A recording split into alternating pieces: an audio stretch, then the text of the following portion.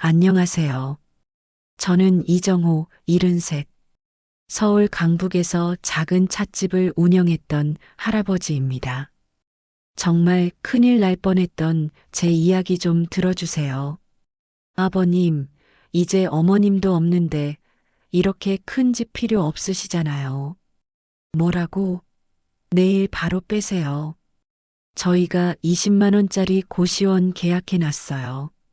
사위 최민석의 차가운 목소리가 설날 차례를 마치고 돌아온 집에서 울려 퍼졌습니다. 아내를 떠나보낸 지 불과 3시간 만의 일이었습니다. 이정호는 믿을 수 없다는 표정으로 사위를 바라봤습니다. 아내 박순자의 49제도 제대로 치르지 못한 상황에서 45년을 함께 살던 집에서 쫓겨나는 현실이 받아들여지지 않았습니다. 모든 걸 잃은 것 같은 기분이었습니다. 하지만 최민석은 알지 못했습니다. 본인이 한 행동이 얼마나 자신에게 비극적인 파장을 불러올지를요. 사연 시작 전 무료로 눌러주시는 구독과 좋아요, 알림 설정은 영상을 제작하는데 큰 힘이 됩니다. 오늘의 사연 시작하겠습니다. 사흘 전 서울대병원 중환자실에서 이정호의 아내 박순자는 마지막 숨을 거두고 있었습니다. 병명은 폐암 말기였습니다. 산소기의 규칙적인 소리만이 적막한 병실을 채우고 있었고 석양빛이 창문을 통해 아내의 야윈 얼굴을 붉게 물들였습니다. 이정호는 45년 동고동락한 아내의 손을 꼭 잡고 있었습니다. 그 손은 이제 너무나 가벼워져서 마치 깃털 같았습니다. 여보, 박순자가 힘겹게 눈을 떴습니다. 목소리는 거의 들리지 않을 정도로 작았습니다. 여보, 아무 말도 하지 마. 힘들 텐데. 하지만 박순자는 마지막 힘을 짜내듯 말을 이어갔습니다. 먼저 가서 정말 미안해요. 서재 금고. 한승우가 찾아올 거예요. 그 친구가 당신한테 내 마지막 선물을 전해줄 거예요. 꼭 받아줘요. 무슨, 그리고 내 평생 나랑 살아줘서 고마워요. 아, 사랑해. 이정호는 아내의 말뜻을 직감하고 오열했습니다. 하지만 선물, 그리고 승우, 무슨 말인지 이해할 수 없었습니다. 평생 가난하게 살아온 아내가 무슨 선물을 남길 수 있다는 것인지 궁금했지만 아내의 힘든 모습을 보고 더 이상 묻지 않았습니다. 오후 2시 15분, 박순자는 조용히 눈을 감았습니다. 여보, 여보. 이정호의 절규가 병실을 가득 채웠지만 이미 늦었습니다. 장례식은 소박했습니다. 평생 성실하게 살았지만 넉넉하지 못했던 이정호 부부의 빈소에는 몇몇 동네 이웃들과 딸 이미영, 사위 최민석이 전부였습니다. 최민석은 상복을 입고 조문객들에게 인사했지만 그의 얼굴에는 슬픔보다는 어떤 절망적인 걱정이 가득했습니다. 간혹 이미영과 눈빛을 주고받으며 무언가 다급하게 속삭이곤 했습니다. 여보, 사채업자들이 또 연락 왔어. 이번 주 안에 안 갚으면 정말 큰일 난다고 해. 최민석이 이미영의 귀에 대고 속삭였습니다. 알았으니까 그만 좀 해. 어머니 장례식이잖아. 장례 끝나자마자 집 매매 계약 진행하자. 이정호는 이런 사위의 모습이 마음에 걸렸지만 장례식장에서 말다툼을 하고 싶지 않았습니다. 그때 장례식장 입구로 한 남자가 들어왔습니다. 50대 후반으로 보이는 남자는 깔끔한 검은 양복을 입고 있었고 손에는 하얀 국화꽃 한 다발을 들고 있었습니다. 한승우 변호사님. 이정호가 그를 알아보고 일어났습니다. 한승우는 영정 앞에 꽃을 놓고 깊게 절했습니다. 그리고 이정호에게 다가와 조의를 표했습니다. 형님, 순자 누님을 이렇게 보내게 되어 정말 가슴이 아픕니다. 변호사님, 와주셔서 고마워요. 45년을 함께 살던 집으로 돌아온 이정호는 혼자 남겨진 현실을 마주해야 했습니다. 아내가 없으니 집은 너무나 적막했습니다. 미영아, 아빠가 뭘 잘못했길래 이런 대접을 받아야 하니? 아버지, 그런 게 아니라. 그럼 뭐니? 너희 빚 때문에 나를 20만 원짜리 고시원으로 내쫓겠다는 거야? 최민석이 끼어들었습니다. 아버님, 현실을 받아들이세요. 저희도 살아야 해요. 사채업자들이 언제 집으로 찾아올지 몰라요. 그날 밤 이정호는 잠을 이룰 수 없었습니다. 아내의 죽음 그리고 집에서 쫓겨나는 현실까지 모든 것이 한꺼번에 무너져 내리는 기분이었습니다. 그때 이정호는 몰랐습니다. 한승우가 전해줄 비밀 속에 자신의 운명을 완전히 바꿀 놀라운 진실이 숨어 있다는 것을, 그리고 이 절망적인 상황이 곧 상상할 수 없는 반전을 맞게 될 것이라는 사실을 말입니다. 이사 당일 이정호는 45년간 쌓아온 추억들을 작은 박스 몇 개에 담아야 했습니다. 새벽 6시부터 시작된 짐 정리는 오후까지 이어졌습니다. 결혼 반지, 딸의 어린 시절 사진, 아내와 함께 찍은 몇 장의 사진들, 평생의 기억들이 고작 박스 5개에 담겼습니다. 아버지, 빨리 정리하세요. 오후에 집 보러 오는 사람이 있어요. 최민석은 시계를 보며 재촉했습니다. 20만 원짜리 고시원으로 이사를 간 이정호가 마주한 현실은 상상보다 훨씬 참담했습니다. 건물 4층, 좁은 복도 끝에 있는 방은 겨우 3평 남짓했습니다. 천장은 낮았고 벽지는 곳곳이 떨어져 있었습니다. 아버지, 여기서 지내시면 돼요. 화장실도 공용으로 쓸 수 있고요. 이미영이 마치 큰 호의를 베푸는 것처럼 말했습니다. 이정호는 작은 창문으로 내다보이는 회색빛 도시 풍경을 바라봤습니다. 45년간 살던 집의 아늑한 마당과는 너무나 다른 모습이었습니다. 이틀 후 한승우가 이정호의 고시원을 찾아왔습니다. 형님, 안녕하세요. 순자 누님이 저에게 부탁한 게 있어서 왔습니다. 한승우는 작은 봉투 하나와 작은 열쇠를 꺼내 이정호에게 건넸습니다. 이게 뭡니까? 누님이 형님께 꼭 전해달라고 했습니다. 중요한 거라고 하시더라고요. 그리고 제 도움이 필요할 때 언제든지 연락 주십시오, 형님. 이정호는 떨리는 손으로 봉투를 받았습니다. 봉투 안에는 아내의 친필로 쓰인 작은 쪽지가 들어 있었습니다. 여보, 우리 서재 금고를 열어봐. 비밀번호는 우리 결혼기념일이야. 이정호는 며칠 후 옛집에 몰래 들어갔습니다. 다행히 아직 매매가 성사되지 않아 열쇠가 있었습니다. 서재로 향한 이정호는 책장 뒤에 숨겨져 있던 작은 금고를 발견했습니다. 평생 몰랐던 금고였습니다. 결혼기념일이 1978년 5월 12일이니까 78만 512 금고가 열리는 순간 이정호의 눈이 동그랗게 커졌습니다. 안에는 두꺼운 서류 뭉치가 들어 있었습니다. 제일 위에 있는 서류를 꺼내보니 호텔 소유권 등기부 등본이라고 적혀 있었습니다. 이게 뭐지? 서류를 자세히 살펴보니 놀라운 사실이 드러났습니다. 강남구 역삼동에 위치한 프라임 호텔의 소유주가 박순자로 되어 있었습니다. 설마 이게 정말? 이정호는 급히 휴대폰을 꺼내 인터넷 검색을 했습니다. 프라임 호텔을 검색하자 화려한 호텔 사진들이 나타났습니다. 15층 규모의 고급 호텔이었습니다.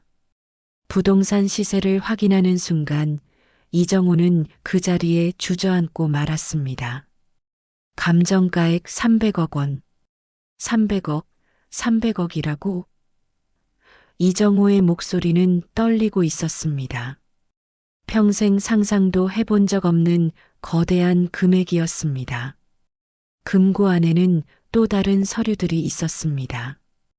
호텔 운영 계약서, 임대료 수입 내역서, 그리고 아내의 친필 편지가 한 통 더 있었습니다. 여보, 놀랐지? 사실 내가 젊을 때 아버지께서 물려주신 땅이었는데 나도 몰래 개발이 되면서 이렇게 큰 돈이 된 거야. 당신에게는 미안하게도 숨겨뒀어. 갑자기 부자가 되면 사람이 변할까봐 걱정됐거든. 하지만 이제 내가 먼저 가니까 당신이 편히 쓰세요. 우리 딸 미영이도 잘 챙겨주고. 사랑해요, 여보. 이정호는 편지를 읽고 또 읽었습니다. 눈물이 계속 흘러내렸습니다.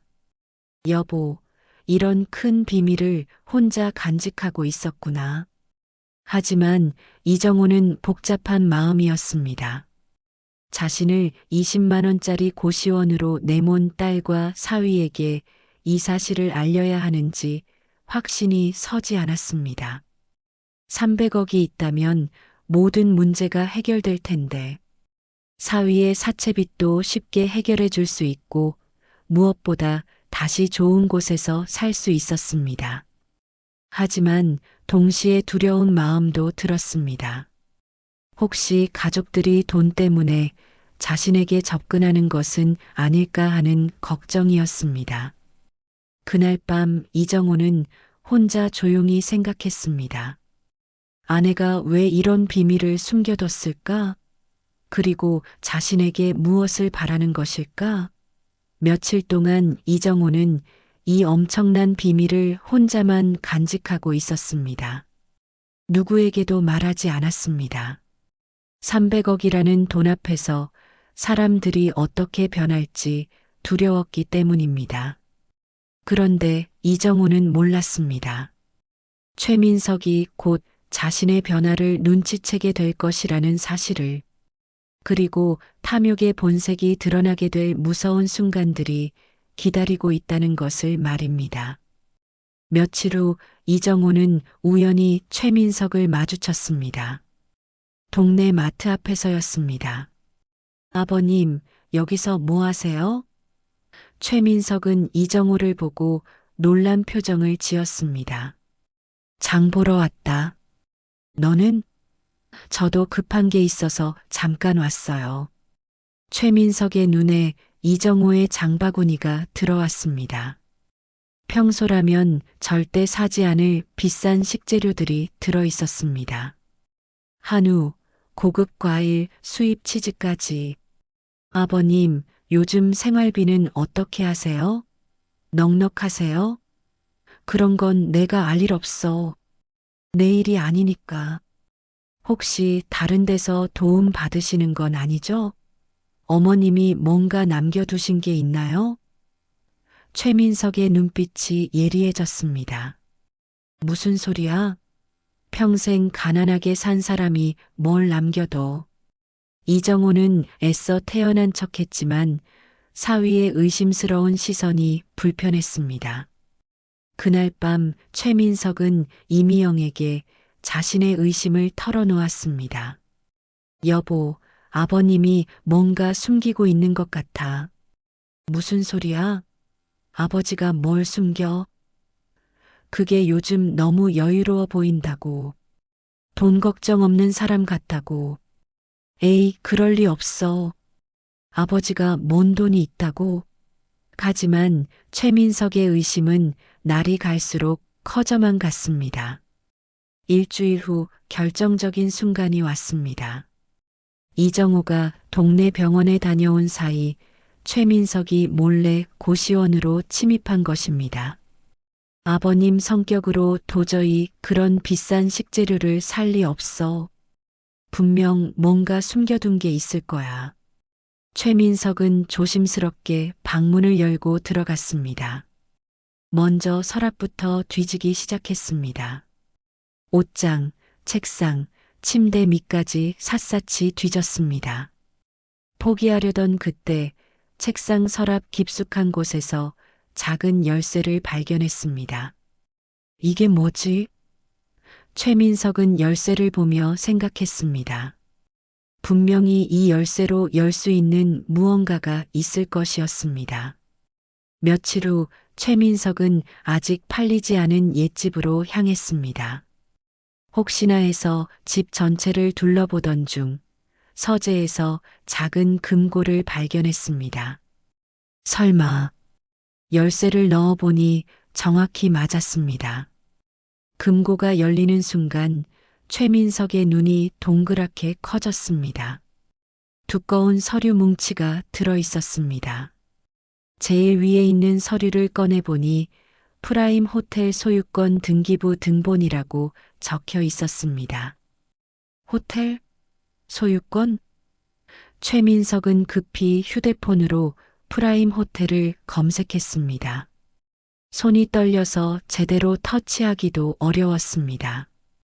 검색 결과가 나오는 순간 최민석은 그 자리에 주저앉았습니다. 감정가액 300억 원. 강남구 역삼동의 15층 규모 고급 호텔. 300억? 300억이라고? 최민석의 목소리가 떨렸습니다. 평생 만져볼 수 없는 거대한 돈이었습니다. 집으로 돌아간 최민석은 이미영에게 이 사실을 알렸습니다. 여보, 큰일 났어. 왜? 무슨 일이야? 아버님이 호텔을 가지고 계셔. 뭐? 그게 무슨 소리야? 정말이야. 300억짜리 호텔이라고. 내가 직접 확인했어. 이미영의 얼굴이 창백해졌습니다. 그럼 아버지가 300억이 있는데도 우리가 사채비 때문에 고생하는 걸 그냥 지켜보신 거야? 그런 것 같아. 우리가 아버님을 고시원으로 보낸 걸 원망해서 일부러 숨기고 있는 거야. 최민석의 목소리에는 분노가 섞여 있었습니다. 어떻게 그럴 수가 있어? 친딸인데. 그날부터 최민석의 태도는 완전히 달라졌습니다. 겉으로는 극진한 효를 연기하기 시작했습니다. 다음 날 아침 최민석은 비싼 한우 선물 세트를 들고 이정호를 찾아왔습니다. 아버님, 안녕하세요. 목소리는 평소보다 훨씬 밝고 다정했습니다. 왜 또 왔니? 아버님 몸 걱정돼서 왔어요. 이거 좋은 한우라고 해서 사왔어요. 필요 없어. 가져가. 아버님, 왜 그러세요? 제가 정말 반성했어요. 앞으로는 진짜 잘할게요. 최민석의 연기는 능숙했지만 이정호는 뭔가 어색함을 느꼈습니다. 갑자기 왜 이래? 며칠 전까지만 해도 그렇지 않았잖아. 아버님, 제가 많이 생각해 봤어요. 정말 잘못했다고 생각해요. 며칠 동안 최민석의 극진한 관심은 계속되었습니다.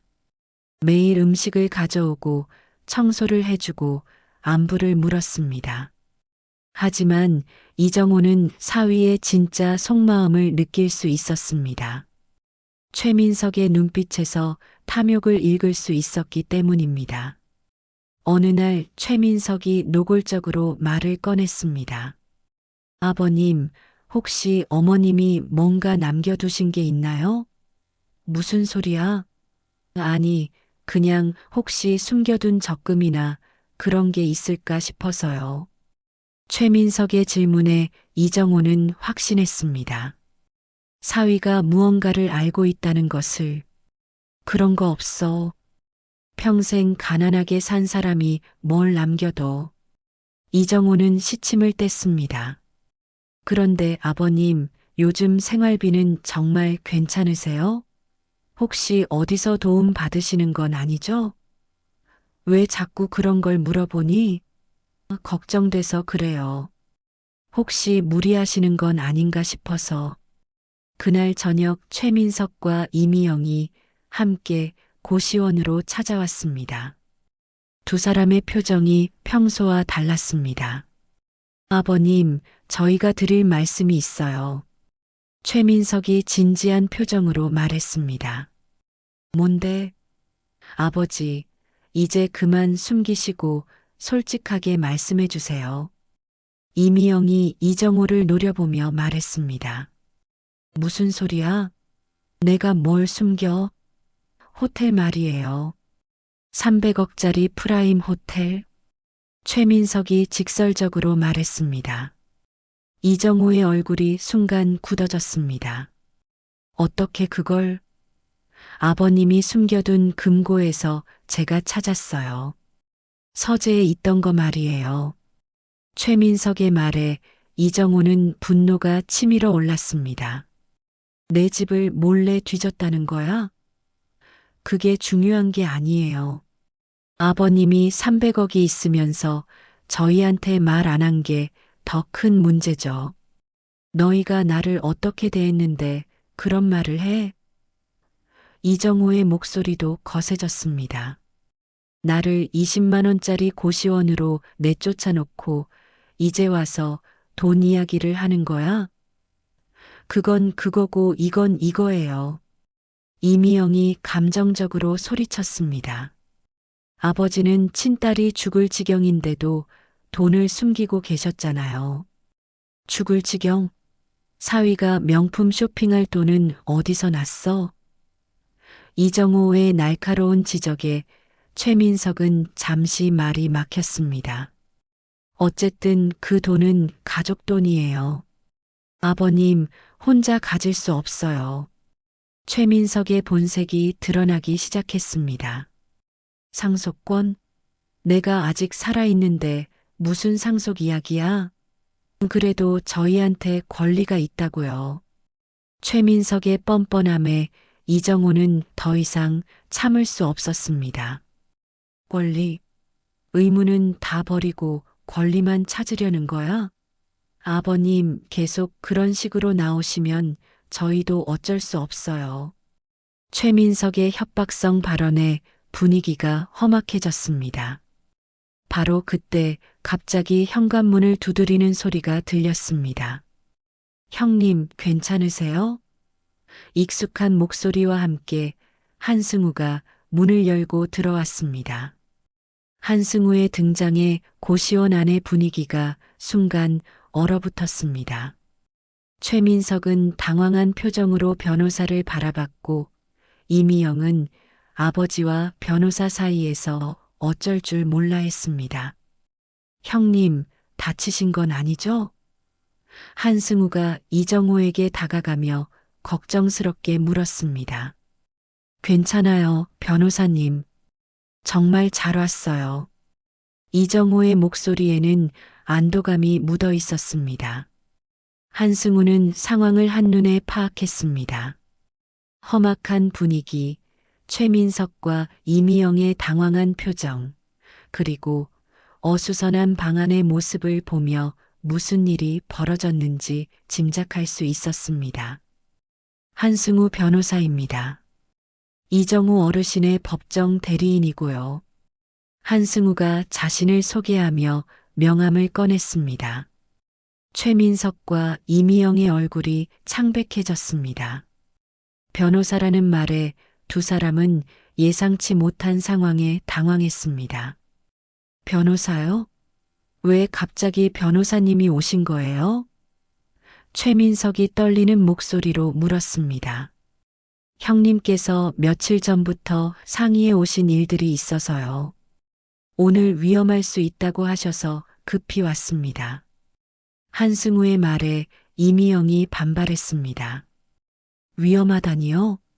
저희는 그냥 가족끼리 이야기하고 있었는데요. 가족끼리 이야기요? 그럼 어르신 집을 무단으로 뒤지신 건 가족끼리 하는 일입니까? 한승우의 날카로운 지적에 최민석은 말문이 막혔습니다. 그건 오해예요. 오해라고요? 그럼 호텔 소유권 등기부는 어떻게 아셨습니까? 이정우 어르신이 직접 말씀드렸나요? 한승우가 서류 가방에서 몇 장의 문서를 꺼냈습니다. 무슨 문서인데요? 이미영이 긴장하며 물었습니다. 이정우 어르신의 재산에 대한 법적 보호 조치입니다. 며칠 전에 미리 준비해 둔 것들이죠. 한승우의 말에 이미영의 얼굴이 더욱 창백해졌습니다. 법적 보호 조치라니요? 무슨 말씀이세요? 간단히 말씀드리면 어르신의 재산에 대한 강압적 접근이나 협박을 방지하는 조치입니다. 이미 관할 경찰서와 법원에 신고가 되어 있습니다. 한승우의 설명에 이미영은 충격을 받았습니다. 신고요? 저희를 신고하셨다고요? 이미영이 믿을 수 없다는 표정으로 아버지를 바라봤습니다. 아직 신고는 아니고 예방 조치입니다. 하지만 지금 상황을 보니 신고가 필요할 것 같네요. 그 순간 이미영의 머릿속에 어린 시절 기억들이 주마등처럼 스쳐 지나갔습니다. 밤늦도록 찻집에서 일하며 자신의 교육비를 마련해 주던 아버지, 대학 등록금을 위해 은행 대출까지 받아주던 아버지, 결혼할 때 전 재산을 선뜻 내어주던 아버지의 모습들이 생생하게 떠올랐습니다. 민석 씨, 잠깐만. 이미영이 최민석의 팔을 잡았습니다. 왜? 우리가 뭘 잘못했어? 우리가 정말 잘못하고 있는 거 아니야? 이미영의 목소리가 떨렸습니다. 뭘 잘못해? 300억이 있으면서 우리 고생하는 걸 지켜본 게 잘못이지. 그게 아니라 아버지를 20만 원 고시원으로 내쫓은 게 잘못이야. 이미영의 각성에 최민석은 당황했습니다. 미영아, 정신 차려. 300억이야, 300억. 300억이면 뭐해? 아버지 마음을 다치게 해가면서까지 가져야 할 돈이야? 이미영은 한승우를 바라보며 말했습니다. 변호사님, 저희가 정말 범죄를 저지른 건가요? 법적으로는 무단 침입, 강요, 협박에 해당할 수 있습니다. 특히 노인 대상이라면 가중처벌 대상이죠. 한승우의 냉정한 설명에 이미영은 절망했습니다. 아버지, 이미영이 이정호를 바라보며 눈물을 흘렸습니다. 제가 정말 미쳤었나 봐요. 돈에 미쳐서 제 정신이 아니었던 것 같아요. 미영아, 이정호의 목소리도 떨렸습니다. 40년을 고생해서 저를 키워주신 아버지를 20만 원 고시원으로 내쫓다니. 저는 정말 사람도 아니었어요. 이미영은 자신의 뺨을 때리며 자책했습니다. 그만해, 미영아. 이정호가 딸의 손을 잡았습니다. 하지만 최민석은 여전히 완고했습니다. 미영아, 너 뭐 하는 거야? 300억을 포기한다고? 300억보다 중요한 게 있어. 바로 우리 아버지야. 이미영이 남편을 향해 단호하게 말했습니다. 그리고 민석 씨, 이번 일로 우리에 대해서도 많이 생각해 봤어. 우리가 아버지한테 한 짓들이 진짜 사람이 할 짓인지. 너도 다시 한번 생각해 봐. 최민석은 믿을 수 없다는 표정으로 아내를 바라봤습니다. 미영아, 너 정말 미쳤구나. 미친 건 우리야. 돈 때문에 아버지를 배신한 우리가 미친 거라고. 이미영은 아버지 앞에 무릎을 꿇고 앉았습니다. 아버지, 저는 아버지의 용서도 바라지 않아요. 제가 너무 큰 잘못을 했어요. 이미영의 눈에서 눈물이 쏟아져 내렸습니다. 그저 아버지가 건강하시고 행복하시면 돼요. 300억 다 쓰시면서 자유롭게 사시다가 편히 가시면 돼요. 미영아. 이정호도 눈물을 흘렸습니다. 아버지, 그리고 민석과는 잠시 떨어져서 생각해 보기로 했어요. 이미영의 말에 최민석이 소리쳤습니다. 미영아, 너 지금 뭐 하는 거야? 아버지 생명보다 돈이 중요하다는 사람과는 더 이상 함께 할 수 없어. 이미영의 단호한 결정에 최민석은 할 말을 잃었습니다. 한승우는 그 광경을 지켜보며 안도의 한숨을 쉬었습니다. 진정한 가족의 의미를 찾은 순간이었습니다. 한 달 후, 이정호와 이미영은 강남구 역삼동 프라임 호텔 15층 펜트하우스에서 함께 아침을 먹고 있었습니다. 아버지, 정말 여기가 우리 호텔이라니 아직도 믿어지지 않아요. 나도 그래. 내 어머니가 이런 큰 비밀을 간직하고 있었을 줄이야. 창밖으로는 서울 전경이 한눈에 들어왔습니다. 20만 원 고시원과는 하늘과 땅 차이였습니다. 미영아, 아버지가 결정한 게 있어. 뭔가요? 300억 중 절반은 사회에 기부하려고 해. 박순자 이정호 재단을 만들어서 어려운 사람들을 도울 거야. 훌륭한 결정이에요, 아버지. 어머니도 기뻐하실 거예요. 그 무렵 최민석은 파국을 맞고 있었습니다. 300억을 놓친 분노와 절망에 무리한 투자를 감행했다가 사기 혐의로 구속되었습니다. 탐욕이 부른 자업자득이었습니다. 아버지, 민석이가 구속됐다는 소식 들으셨죠? 그래. 안타깝지만 자기가 선택한 길이야. 이정호는 사위를 원망하지 않았습니다. 오히려 연민의 마음이 들었습니다. 이미영은 이혼 후 아버지 곁에서 호텔 경영을 도우며 새로운 삶을 시작했습니다. 아버지, 오늘 재단 설립 승인이 났어요. 다음 주부터 본격적인 사회 기여 활동을 시작할 수 있어요. 고마워, 미영아. 내가 없었으면 어떻게 됐을지 모르겠구나.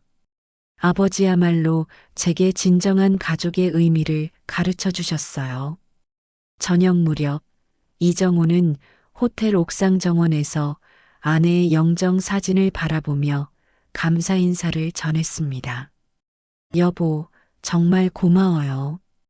당신이 남긴 선물 덕분에 우리가 다시 진짜 가족이 될 수 있었어요. 그때 이정호는 알았습니다. 아내가 남긴 진짜 선물은 300억이 아니라 진정한 가족의 소중함을 깨닫게 해준 것이라는 사실을. 마지막으로 영상을 끝까지 봐주셔서 감사합니다.